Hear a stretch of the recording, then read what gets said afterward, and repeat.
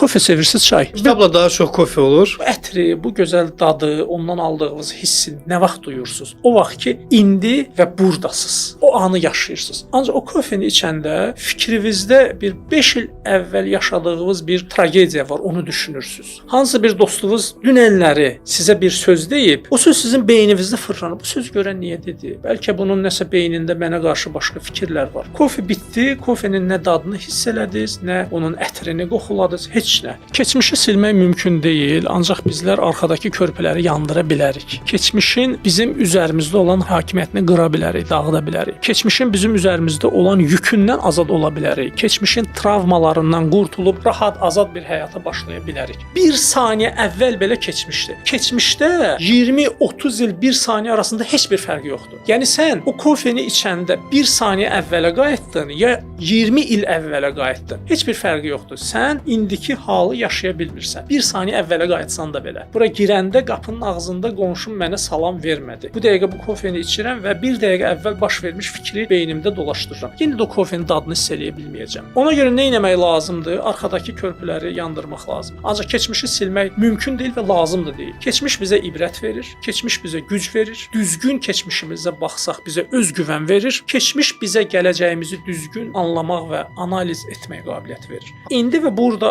prinsipini tətbiq etmək o deməkdir ki, keçmişi unutmursan, ancaq keçmişin yükünü də indi daşımırsan. Keçmişdə mövcudiyyətini sürdürmürsən. Sən indi də yaşayırsan və burada.